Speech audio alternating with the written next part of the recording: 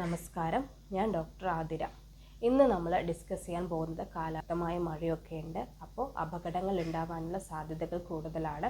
അപ്പോൾ ഇന്ന് നമ്മൾ ഡിസ്കസ് ചെയ്യുന്നത് ഇടിമിന്നലേറ്റാൽ ഇടിമിന്നൽ ഏറ്റ് കിടക്കുന്ന ഒരാളെ എന്ത് രക്ഷാപ്രവർത്തനം നമ്മൾ ചെയ്തിട്ട് അവരെ ഹോസ്പിറ്റലിൽ എത്തിക്കണം എന്നതിനെക്കുറിച്ചാണ് ഇന്ന് നമ്മൾ ഡിസ്കസ് ചെയ്യുന്നത്.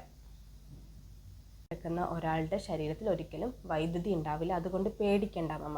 നമ്മൾ ചെക്ക് ചെയ്യാൻ നമുക്ക് അവരെ നേരിട്ട് തന്നെ അവരെ പോയിട്ട് നമുക്ക് തൊടുന്നത് കൊണ്ട് കുഴപ്പമൊന്നുമില്ല. കാരണം ഇടിമിന്നൽ അടിച്ചാൽ അവരുടെ ശരീരത്തിനുള്ളിൽ വൈദ്യുതി പ്രവാഹം ഉണ്ടാവില്ല. ഇടിമിന്നൽ അടിച്ച് അത് പുറത്തോട്ട് പോയിട്ടുണ്ടാവും, ഉള്ളിൽ വൈദ്യുതി ഉണ്ടാവില്ല, ശരീരത്തിൽ വൈദ്യുതി ഉണ്ടാവില്ല. അതുകൊണ്ട് നമ്മൾ അവരെ തൊടുന്നത് കൊണ്ട് ഒരു പ്രശ്നമില്ല. നമുക്ക് പെട്ടെന്ന് തന്നെ അവരുടെ അടുത്ത് ചെന്നിട്ട് ഇടിമിന്നലടിക്കുന്നത് കണ്ടു, നമ്മൾ രക്ഷാപ്രവർത്തനം നടത്താൻ പോകുന്ന സമയത്ത് നല്ല ഇടിമിന്നലുണ്ട്, അപ്പോൾ നമ്മൾ കുറച്ച് കാര്യങ്ങൾ ശ്രദ്ധിക്കേണ്ടതായിട്ട്. അപ്പോൾ അങ്ങനെ മിന്നലടിച്ചിട്ട് ഒരാൾ ബോധരഹിതനായി കിടക്കുകയാണെന്നുണ്ടെങ്കിൽ നമ്മൾ എത്രയും പെട്ടെന്ന് അവരെ ആ ഒരു സ്ഥലത്ത്, ആ മിന്നലടിച്ച് ആ സ്ഥലത്ത് നിന്ന് മാറ്റിയിട്ട് വേഗം വേറൊരു സ്ഥലത്ത് കൊണ്ടുപോയിട്ട് വേഗം കിടത്തിയിട്ട് അവർക്ക് ബോധമുണ്ടോ നോക്കുക. അതേപോലെ തന്നെ ബ്രീത്തിങ് നടക്കുന്നുണ്ടോ എന്ന് നോക്കുക.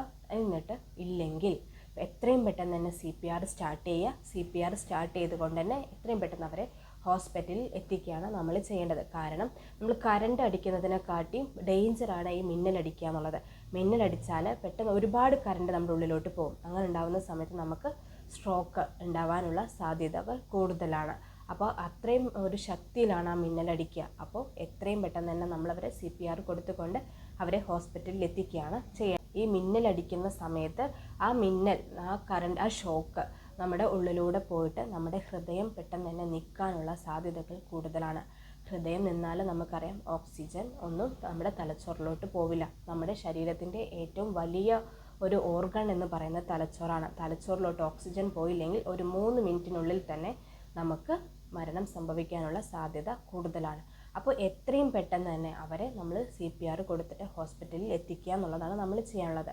വേറൊരു കാര്യം എന്ന് പറഞ്ഞാൽ, നമ്മളിപ്പോൾ മിന്നലൊക്കെ അടിക്കുന്ന സമയത്ത് ഇപ്പോൾ ചെറുതായിട്ടേ മിന്നലടിച്ചിട്ടുള്ളൂ എങ്കിലും നമ്മളത് ശ്രദ്ധിക്കണം.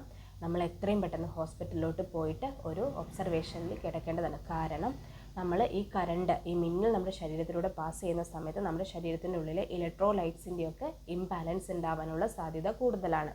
അപ്പോൾ അതുകൊണ്ട് നമ്മൾ എത്രയും, അതായത് സോഡിയം, പൊട്ടാസ്യം ഇതൊക്കെ കുറയാനും അല്ലെങ്കിൽ കൂടാനും അതിൻ്റെ ഒരു ഇംബാലൻസ് ഒക്കെ ഉണ്ടാവാൻ, ഇലക്ട്രോലൈറ്റ്സിൻ്റെയൊക്കെ ഇംബാലൻസ് ഉണ്ടാവാനുള്ള സാധ്യത കൂടുതലാണ്. അപ്പോൾ നമ്മൾ അങ്ങനെ മിന്നലടിച്ചാൽ, അപ്പോൾ ചെറിയ മിന്നലാണ് കുഴപ്പമില്ല എന്ന് വിചാരിച്ചിരിക്കരുത്. എത്രയും പെട്ടെന്ന് ഒരു ഡോക്ടറെ കാണുക. എന്നിട്ട് ഒരു ദിവസം ഒരു ഒബ്സർവേഷനിൽ നമ്മൾ ഇരിക്കേണ്ടതാണ്.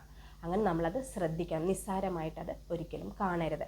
അതേപോലെ തന്നെ ഇപ്പം മിന്നലടിക്കുന്നൊരു സ്ഥലം മിന്നലടിക്കുന്നൊരു സമയത്ത് നമ്മൾ ഒരിക്കലും തുറസായ സ്ഥലത്തിരിക്കരുത്, മരത്തിൻ്റെ ചോട്ടിൽ ഇരിക്കരുത്. എപ്പോഴും വീടിൻ്റെ ഉള്ളിൽ കയറിയിട്ട് ഇരിക്കാൻ വേണ്ടിയിട്ട് എപ്പോഴും ശ്രദ്ധിക്കുക.